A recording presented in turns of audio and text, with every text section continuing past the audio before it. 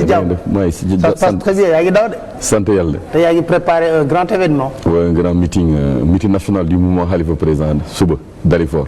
à partir de 15 heures. d' abord ñu ñëw ci procès bi. lii Khalifa def jëkk ba si yàgg bàyyi procès bi est ce que foog nga lu baax la da ko yéex a def te ko waroon na def bu njëb wala lu tax mu def ko d' abord.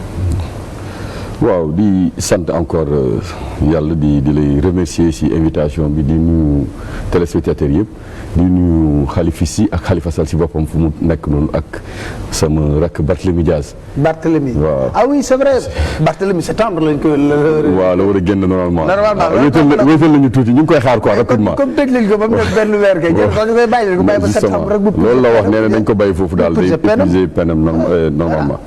donc Khalifa.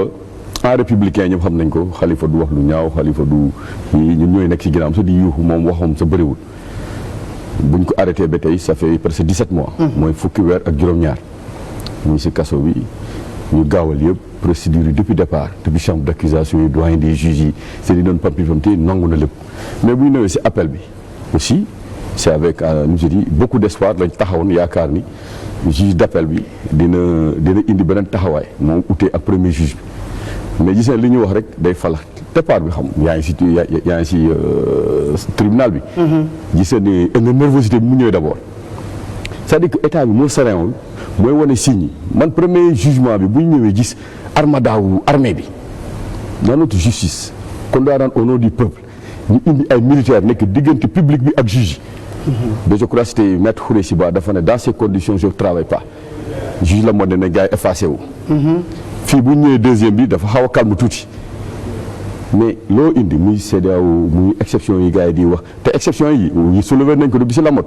donc yóbbu nañ yooyu si chambre d'accusation yi yëpp bañ na ko ba CEDEAO reconnaître ko donc su ñëwee di wax ak juge bi ni muy waxee ñun xam nañ ni dara du fa génn ni mu demee première instance li ñu doon njort foofu naan ni mu di décision bi dafa am feneen fu muy jógee li Ablaye Wade boo doon wax vous prenez vos décisions dans des ni mu di à des endroits que la pudeur m'interdit d'ignorer de dénoncer donc da ko doon wax xam moi j'ai suivi les procès de 88 de grands procès ça surtout c'est personnel j'ai suivi le procès de ni mu di Mademba Sock à 98 qui nous a traîné là-bas temps yi nag dernièrement c'est le procès d'Imam Ndao ak bu Khalifa on a vu les comportements gis nañ intérêt état laa wax waxuma ma ki rek l'intérêt de l'état su ñëwee ni muy taxawee mais juge yi bi yoon c'est autre chose parce que ñeneen ñi sax dañuy def quelquefois semblant mais bii da ngay woon nit ñi dañuy ñëw ak ay instructions soo leen def le li je vous mets dehors le juge Kandji mais il doit respecter les Sénégalais c'est-à-dire quand je vais surprendre des gens en train de vociférer je les mets sous mandat de dépôt tout de suite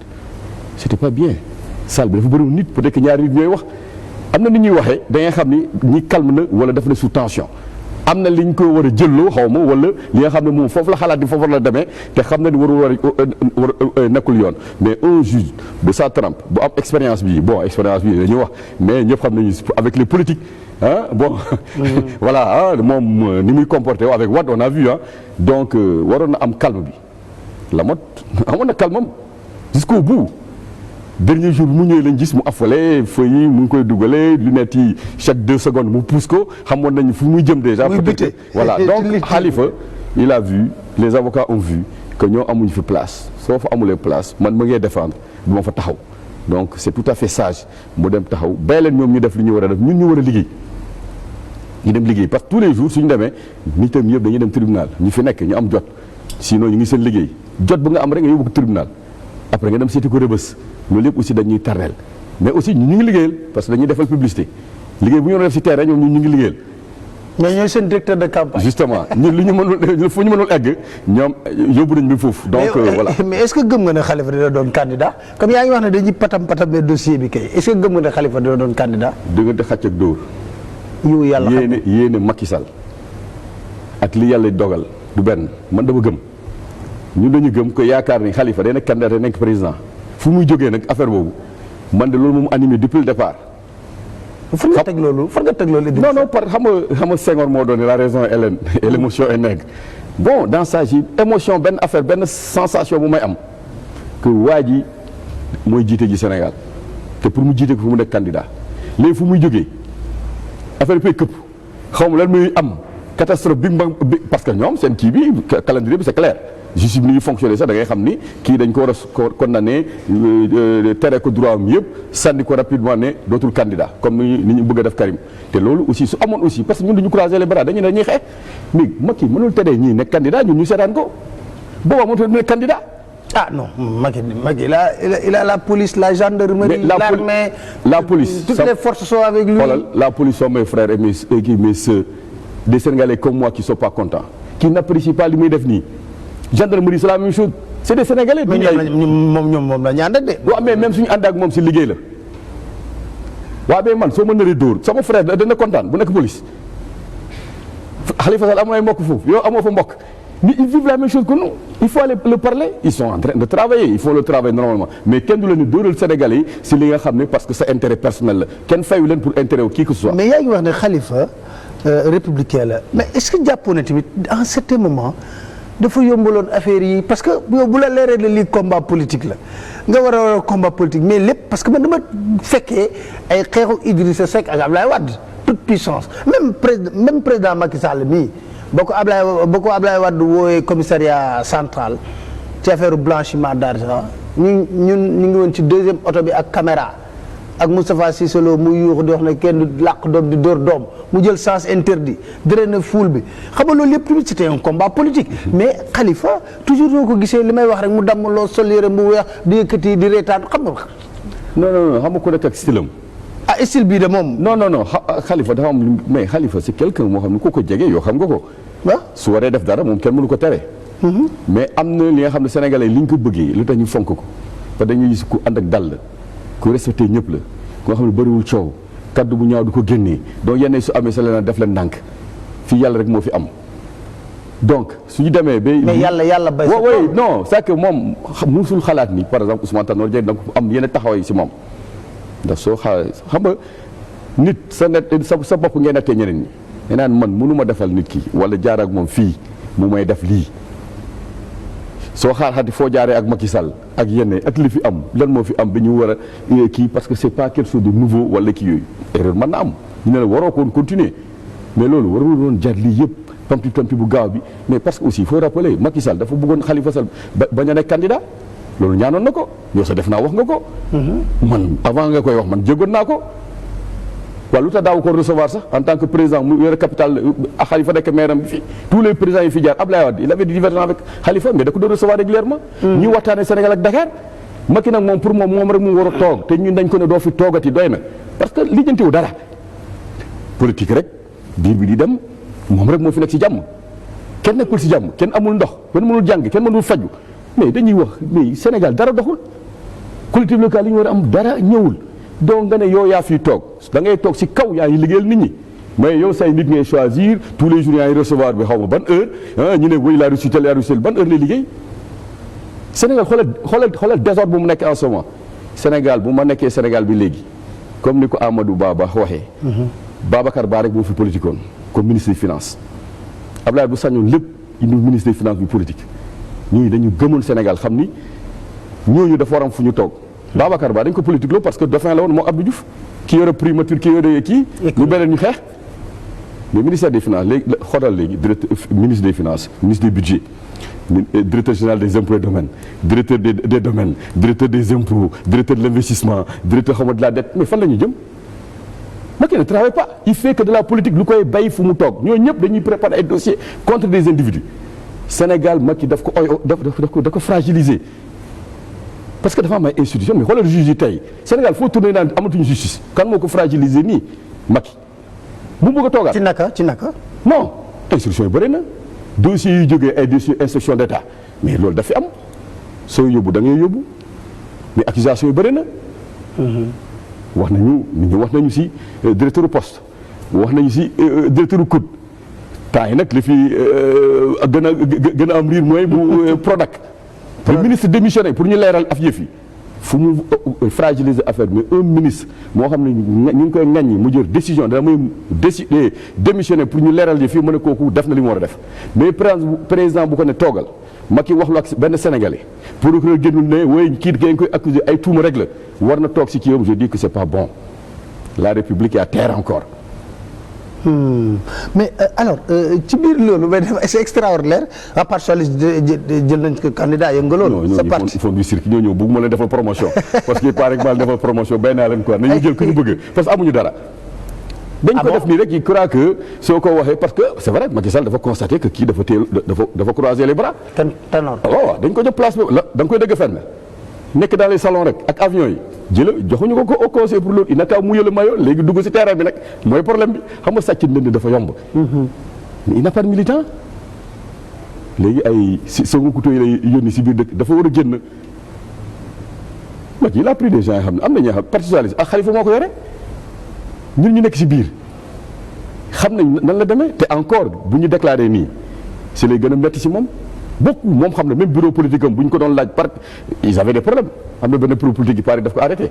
pourquoi parce que gars dañ ko ne candidat bu ñuy wax ba léegi foo ñu wax si te bu ko tudd man gis naa benn cadre benn secrétaire national boo ma ne léegi ñu rejoindre leen parce que waa ji bëggul ñu am candidat kee lay supporter te boobaa ñu on vient vous rejoindre. mais quand même c'est triste pour un parti qui a 50 ans d'existence et même plus je crois hein. Il a eu le malheur, ce parti a eu le malheur de tomber dans des mains inexpertes et très faibles, celle de Tanor. Moi, c'est un bon numéro 2. Tu lui dis, ouais, on va le faire ça, comme il le dit, l'État est très fort. C'est-à-dire la force de l'État, ça lui plaît, il adore ça. Il n'a jamais pensé à lui pour avoir une force. Voilà l'homme. Moi, j'étais très proche de lui. Mais sa façon, son style, c'est pas quelqu'un qui peut convaincre. Tanor n'a pas d'ambition même pour le Sénégal. Là, le FIDEF. Tanor 1978 la nekk conseiller diplomatique yu Senghor ba tey mais lan la defal Sénégal fan la mën a moom ne baaraamam teg ko ne lii ci sama initiative la jóge woon.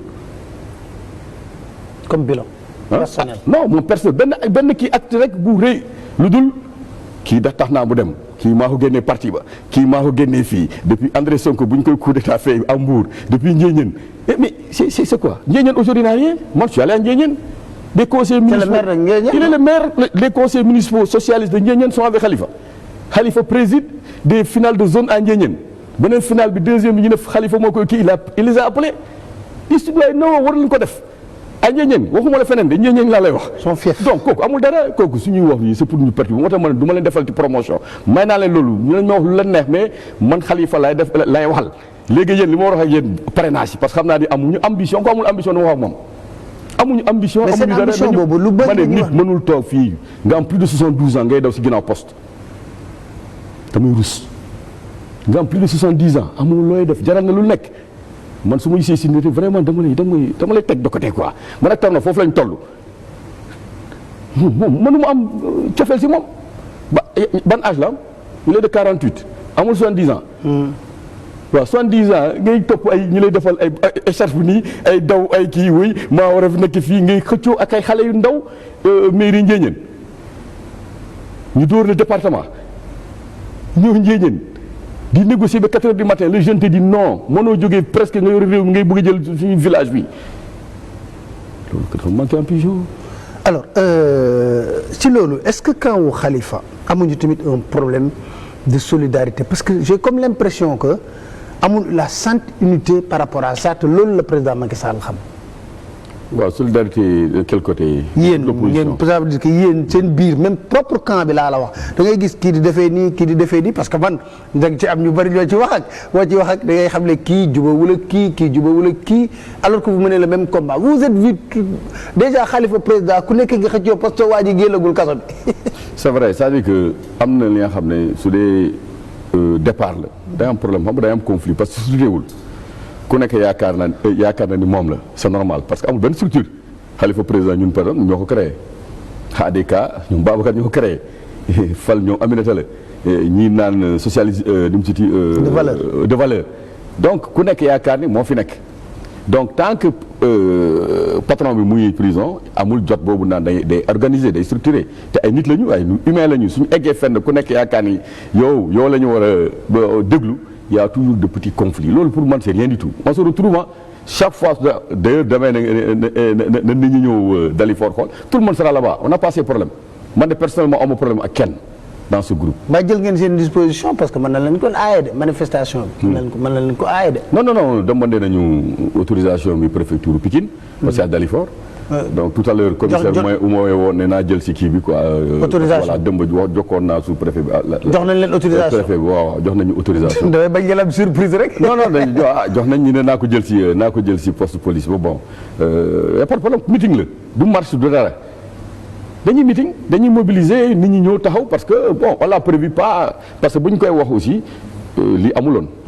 parce que depuis juin lañ ko bëggoon def mais bu ñu def prévision dañu fàtte woon weeru koor bu koor gi ñëwee ñu fàtte mondial bi y avait même des problèmes pour ñu réunion donc dañu ne woon sax avant le 9 juillet dañu waroon teg meeting bi mais amoon nañ problème parce que Sénégal mënuñu def réunion ñu ne nañ ko pousse benn yoon ba le 29 juillet mais bañ a dugg août ndax taw donc voilà dafa coïncider avec l'annonce de candidature de Khalifa. mais xam nga ñu bëri dañ doon wax ne Khalifa yéen rek yéenay wax Khalifa candidat moom mosu ko wax moo ko yóbbee lii yëpp.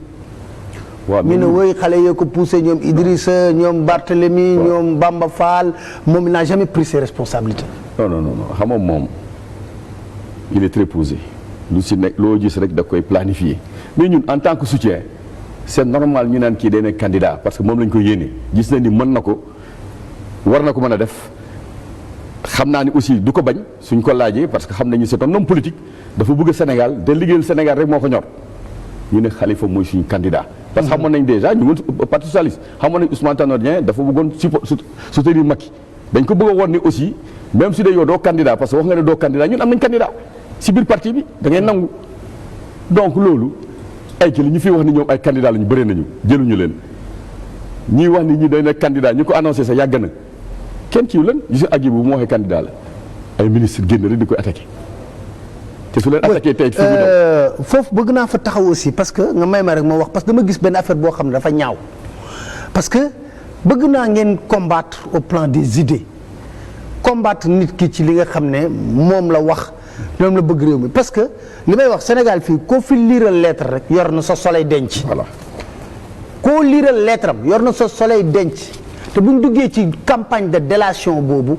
attaquer nit ki ci bas de la ceinture waxante lu bon waxante lu ñaaw Khalifa Sall peut-être candidat mais attaquer leen ko ci lim bëgg na lii mooy vision pour Sénégal loolu laa jàpp.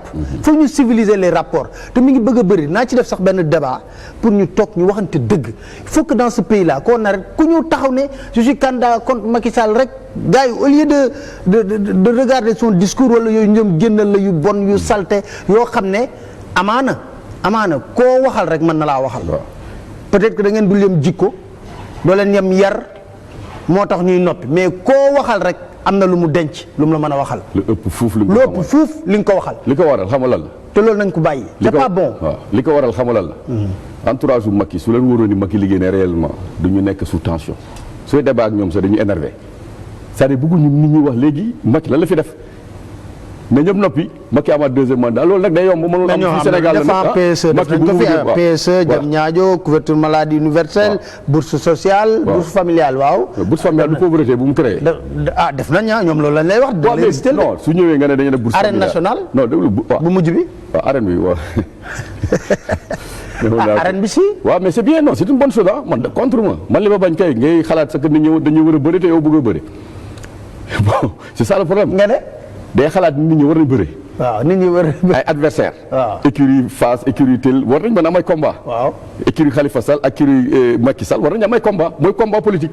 te moom la du bëri ku wax rek dama lay dugal kaso ma yore si lay toog loolu dafay yomb donc damay ne. waaw bourse familiale yi Pape soo ñëwee nga ne damay joxe bourse familiale nga ne 100000 personnes laa koy jox nga jox benn année deuxième année nga ne da ngeen ne 200000 personnes. troisième année nga ne maa ngi dem 300000 personnes ça veut dire que réew mi mu ngi gën a dugg si ndóol. parce que soo defee premier bi war nga mën a ne 100000 yi léegi dañ ko wàññi ba 80000 parce que la situation s'est améliorée. Ils ont un taux de croissance de 7%, 7,2. mais avec un taux de pauvreté pénétration pauvreté ñaata la ils l'ont trouvé Abdoulaye Wade à 49 xaw ma 41 xaw ma 42 ils sont à 52%. c'est-à-dire que mënoo am taux de croissance 7,8 ngi am taux de pauvreté moo xam ne day galopé croissance boobu fan lay dem. ay nit ñu ko moom c'est-à-dire ñu réaliser yoo xam ne seen entreprise moo ko réaliser nekkuñu fii alal bu ñu jël ci Sénégal dañ koy yóbbu feneen dem investir ko foofu donc croissance bi day am mais amaluñ Sénégal njëriñ les Sénégalais musuñu sonnee nii que mu Macky Sall nekkee président musul am sur tous les plans nag justice bi moo si gën a yées justice mosuñ ko malmené nii ku nekk di siy wax parce que amu si taxawaay bi ay juges di démissionné ay association des magistrats di dénoncer enseignement bi dañu frôler année blanche enseignement supérieur léegi UVS rek moo am fu mu yóbboon xale yi si privé yi mënu ko fay sax 16 milliards ça veut dire du priorité te pourtant muy génne 1000 milliards pour terre mais xoolal jur bu dee fee dans le truc là on mais taw boobu dafa la fekk ñu faible taw ak ngelaw yàgg na fii nawet bi yëpp loolu la nawet jur yi ñu dee ça veut dire que am nañ faiblesse bu ñu amoon avant loolu di am lekk bi moom mooy problème bi. insécurité alimentaire ndox soo demee si réew moo xam ne sa population c'est la première fois mooy gis lii nag xaw naa yàgg Sénégal nag léegi mais ay citoyens des mois mënuñu am ndox ba pare ngay laajaat deuxième mandat mais kooku conclusion moo war a def mooy déggal leen ma rek maa ngi dem parce que ndox mi ñoom li ñu wax xam nga Sénégal aussi analyse yi suñu intellectuels yi léegi dañuy saboté da ngay wax woy démographie bi la man ma nekk école primaire xam nga lan lañ doon wax école primaire non le Sénégal compte 3 millions d'habitants moom lañ doon jàng école primaire su Senghor su Abdou Diouf on était aux alentours 8 Abdoulaye Wade ñoo ñuy waxee 12 moom mu ñëw moom suy dem ay dañ egg 17 mais kuy gérer même sa kër da ngay am benn gosse après tu as jusqu'à 3 4 waaw parce que sénégalais yi dañuy yokk que ñun mënuñu am ndox kooku mën nañu jiite waxuma planification sax mais waruñu ne nombre bi rek wala na am ndox te ñu jógee 3 millions di ñëw bis moom mu fekk ñu ba 14 millions ñuy gérer loolu yëpp mais donc c'est-à-dire que non c'est l'incompétence de Macky et de son équipe moo tax équipe bi di nekk nervosité ku wax tey sax man dañ ma saaga ah bon waaye noonu lañ mel c'est-à-dire amuñu argument bëgguñu ñun ñuy wax man nag sama lamiñ bii tant que maay am wér dinaa li ma gis normalu dinaa ko wax Macky Sall mënul yore Sénégal il a échoué. Alors si loolu bëgg naa ñu wax après est-ce que après le meeting là mooy point de départ pour yéen seen campagne de mobilisation en direction de la présidentielle. waaw meeting bi pour. Comment vous allez vous organiser. Parce que Barthélemy manqué na leen marqué nañu d'ailleurs bu ñu ko arrêté dama ne Khalifa le moteur est en prison. C'est vrai que Barth est unique dans son genre. Wow. Dans sa générosité son engagement. Il n'y en a pas deux au Sénégal waxuma sax suñu groupe mais il n'y en a pas deux au Sénégal dafa baax tabe ñeme xaarul dara aussi. waaw soo ko seetee prison ree rek nga fay jëlee da lay animé di wax ay kii nga xam ne bon c'est vrai c'est pour dire que xam naa fu mu nekk neexu ko mais doo fa dugg. il a l'habitude voilà doo fa dugg dans sa courte carrière politique il a fait 3 fois la prison. il est tellement bien que doo fa dugg génnee fa ak tristesse ça loolu lay may aussi soo fa jógee ay ree nga fay jógee nga bay ko moom dans sa situation donc léegi ñun le 19 on va le rendre hommage le 29 muy suba dañ ko rendre hommage Barthélémy parce que fi newoon xam naa ni ñun ñu koy organiser mais mu jiitu. mooy gàddu lépp daw ak moom loolu la mel. donc ça nous permettra comme ni ngay wax ñu lancer parce qu'on pensait au parrainage ñu lancer pour le mouvement et les autres mouvements parce que les autres mouvements seront là-bas. foog nga ne da ngeen am le nombre qu'il faut pour le parrainage. non c'est rien pour ñun non xam nga ñun Khalifa liggéey na ñoo xam nañ ko de suñ ko pompi nii parce qu'ils ont eu des informations que ñii terrain bi ils sont présents xam nga quand un mouvement comme ADK est là depuis 2008 la xam nga 2009. ils présentent tous les départements man damay wër nag da may gis fu ma dem fekk naa fa ADK c'est pas le parti socialiste. Parti socialiste est présent partout amul benn groupe parti socialiste bu fa Khalifa amul ay nu mu tudd ay partisans. Tu prends ay mouvements comme Fal Khalifa mais ils sont presque partout aussi ñun sud-est bi centre bi kii ba yoo leen jël ñun nord bi egguñu fa mais dañu dugg ñun en profondeur ay cellules la ñuy monter comme par ni muy def ay comités ñun pour être là-dedans tu viens avec une cellule de 50 personnes voilà des centaines de cellules léegi pour créer. Aujourd'hui, demain meeting bi par exemple les gens vont quitter le département de Bakel par exemple toutes les communes envoient quelqu'un au meeting un responsable waaw kuy jógee Moudiri wala Diawara wala Baalu wala xaw ma fat mais mu ñëw kii Ariga bu la xaw ma ñëw meeting fii kooku mënul génnee 200 wala 50 personnes si commune am Tamba gis Tamba lañ ko arrêté presque Khalifa. Ah bon? Ah bu mu demee ba accrochage ak Sidiki Kaba ministre garde des Sceaux week-end boobu. semaine boobu lañ ko convoqué. dafa jógoon dans le nord dem Tamba. gis nga riir bu mu amoon Tamba. waxuma Dakar sax xam nga Dakar fii moom c'est son fief ni fii amul localité amul région enfin yu ma dem ma dans le nord te xam naa ni Saint-Louis moom y a rien à dire il est présent te waalo la xam naa côté Dagana yooyu ici y a pas de problème parce qu'il a beaucoup tourné là-bas. waaw ñun Casamance côté boobu mais il est présent les gens ils vont venir là-bas aussi pour ñëw si meeting bi donc liggéey bi defoon nañ ko mais Macky dimbale nañu parce que village yi ñu mënoon egg ñëpp léegi soo foo tourner ana Khalifa dama dem benn village kii dans le Bundu là vers Bakel. dañ ma ne nous on connaît pas Khalifa on sait même pas qui il est mais depuis on a dit il est en prison là on est avec lui. Ah bon? Oui et c'est comme ça il est puissant donc Khalifa moom bu mu sonal boppam s'il veut le retenir Khalifa va faire élire un autre président. ah da ngeen di changer. non waxuma loolu dama ne si lui veut le retenir. Khalifa va faire élire mooy que ñi mu àndal nii. du ñu ànd ak moom dañuy ànd ak keneen. waaw c'est vrai que c'est juste benn voix en moins. mais Macky xalaat na ni ñun man dinaa ko woteel moom mu dugal Khalifa kaso mën naa ko woteel ki bëgg Khalifa lu tuuti dina ko woteel moom te Khalifa nekk kaso moom laay wax ils vont faire élire un autre. c'est-à-dire que ces votes là lui il peut pas l'avoir waaw kon bu mu sonal boppam. su dee yaakaar ne Khalifa war na ko mën a daaneel moo xam ne daanoo kon parce que képp ku war a woteel Khalifa doo woteel Macky Sall képp ku war a woteel Karim Wade doo woteel Macky Sall mais c'est aussi c'est simple ça su dee ñaar yooyu dafa ragal ne ña ngi koy remplacer mais ñooñu seen vote yi dem feneen fu dul moom mais daanu na donc amul pexe nervosité bu ñu am nañu ànd ak dal Sénégalais dañu nekk seen biir kër c'est population politique buy voté matul 20%. Les 80 autres % ils sont là dégoûtés. Ouais, le fichier électoral si tu prends il y a même pas 500 000 militants hein. mais amul non yàgg nañu def loolu ñun xam nañu mais nit ñi dugal si taxi yi nga dem si Ndiaga Ndiaye yi dem si place publique yi. ngay poser le problème du président là kii de Macky Sall. mais ñëpp a ko contre Sénégal.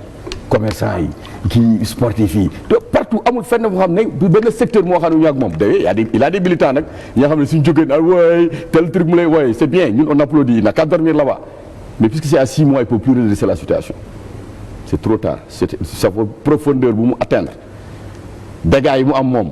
mais comme yow yaa ngi wax ne justice bi day pamti dossier Khalifa Sall jàppal na dañ koy condamner définitivement. waaw ñoom seen yéene la.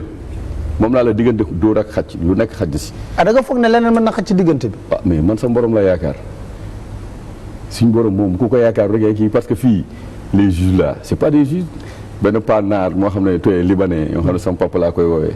nee na ma jour yow mal xiyaama mu ne ma Idrissa da nga toog si ginnaaw mur bi rek mu ne ma wóyoo yi nga njëkk a dëgg ay procureur la ñu ak ay juges. astafurlah alors ça ce sont mes amis ah. waaye bàyyi sama copain juge yi j'ai tellement d'amis je salue au passage au niveau des juges ak. parce que dañuy atte li nga xam ne quelquefois dañuy xam jël nit privé ko de liberté. dafa grave. léeg-léeg dañ koy def dañ koy oyofal. un ami me disait la dernière fois mu ne ma monsieur magistrature il y a beaucoup de magistrats très bons mu ne ko oui mu ne mais c'est les jeunes magistrats sont tous bons mu ne ma si anciens yi nag c'est un pourcentage que tu prends mu ne mais quand ils sont jeunes irréprochables. mais Bob allez on a connu des Kéba Mbaye ici. des Ousmane Diouf Assane Bassirou Diouf. ça vraiment xam nga on ne parle plus maintenant des magistrats comme référence bu njëkk ba ku yëgoon fii Sénégalais yëpp la ñu nawloo parce que fam fay taxaw. je me rappelle ndeysaan le discours de Kéba Mbaye bu muy installé Abdou Diouf. mu ne les Sénégalais sont fatigués. grand place boo dem Sénégalais sont fatigués. mais même sa dernière leçon. que ban magistrat moo ko ñemee wax léegi un président mu ngay installé. dañ ko ñemee wax ñu ngi xool fan la ban promotion la ñuy am. mais ñoom du ñu dem kaso du ñu jël retraite di waaye jot rek ñu nommé la leneen léeg-léeg moom pour nga gérer rek un truc non comment pourquoi c'est eux qui vont rester jusqu'à 68 ans professeur d'université yi nag. médecins yi nga xam ne fi ñuy màgget noonu la ñuy amee c'est-à-dire les médecins xoolal kaaw médecins yi 7 ans d'abord après ton bac. nga spécialisé ñoom dañuy spécialisé léegi. mën nga spécialisé sur 7 ans 8 ans même muy 15 ans d'études avec tes 21 ans. yaa ngi 36 ans 46 ans ñu ne da ngay dem retraite 60 ans te yow sooy am 60 ans si ngay gën a ñaw. bénéfice. waaw magistrat yi nag puisque mën nañu régler pouvoir bi c'est problème ñoom mën nañu toog ba 68 ans mais loolu c'est pas normal c'est des choses yoo xam ne dañu ko war a régler. un médecin buy jàng di jàng pour faj nit ñi te muy gën a xam muy dem kooku warul dem retraite ay 60 ans. ñooñu la ñu war a yu 70 ans. la preuve moo tax suñu génnee cabinet seen cabinet yi la ñuy gën a fréquenter parce que ñoo am expérience pour liggéey ñu naan magistrat bi tam foo la toll donc on la ñu boole la ñoom même âge bi. et puis dafa am 2 catégories de magistrats sax parce que ñu jox 68 ans mooy ñi occupé cours yu mag yi ay cours d'appel mais doo jël décision yu mag yi ay chambre d'accusation ay doyen des juges yi ay président de tribunaux yi ay président de cour yi ay président de cour suprême de conseil constitutionnel ñooñu ñoo am xaalis bu bëri bi ñoom ñoo jël dogal yi ñooñu nag dañ lay yóbbu 68 ans. mais avocat Khalifa Sall yi foogoo woon ne dañoo waroon toog ci biir salle bi. non man bëgguma ko. Khalifa mënoon na dem mais ñoom ñu toog continuer le combat juridique. non man bu ñu ñëwaatee.